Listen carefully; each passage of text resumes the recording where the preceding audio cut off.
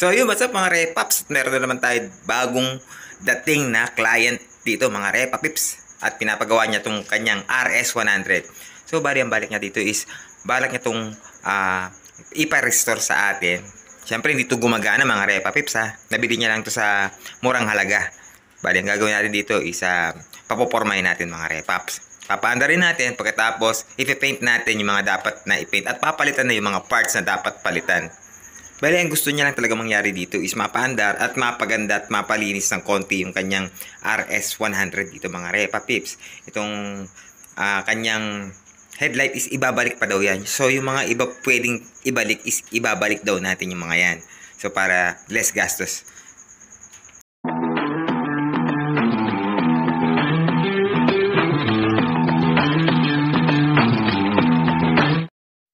So, bali na ipasok na nga natin dito sa ating shop. At unti-unti na natin itong ayusin mga Repapips.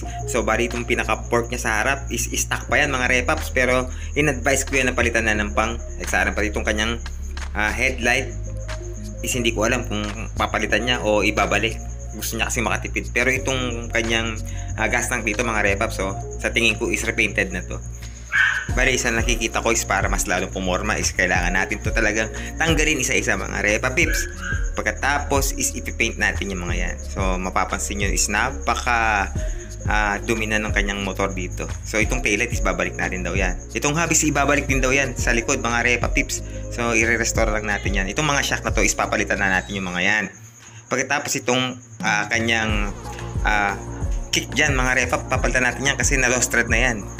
At pagkatapos nga is nakalas na natin mga Repapips. Tinanggalan ko na ito ng cover, sa may side cover dito yung kanyang makina is para mapalitan yung kanyang kick dito mga Repapips. At napag-alaman ko na ito is contact point pa pala ito mga Repaps. At nakaready na nga itong parang kanyang gear dito sa kanyang kick.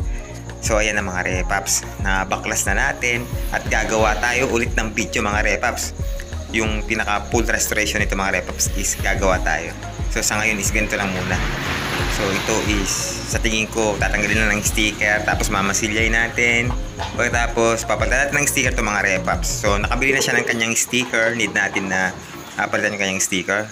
Sa tingin ko itong kanyang gas tank dito is hindi pa naman nangalawang. So pwede good as good pa siya mga Repapips. Pwede pa talaga. Sa tingin ko hindi naman to ganun katagal na stock mga Repapips. Ito na nga yung kanyang mga side cover dito is pwede pa yung mga Repapips. So nagpapapintura lang talaga to mga Repaps, hindi na nila palitan pa. So as long na pwede pa is ibabalik natin, tulad ng mga kanyang mga signal light na yan, itong kanyang handlebar is ibabalik din natin yan. Pero itong port na to is pinag-usapan namin is papalitan na natin pati yung kanyang hub. Ang gagawin natin is papalitan natin yan ng pang XRM na mga Repapips para naka-disc brake na siya at mas maporma na siyang tignan pagka napalitan natin yung mga yan. So ito na nga at dumating na nga yung XRM na fork niya mga Repaps. Dala niya na yan. In-order niya lang yan sa Lazada sa halagang 800 plus na mga Repapips. At dyan ang ilalagay natin dyan.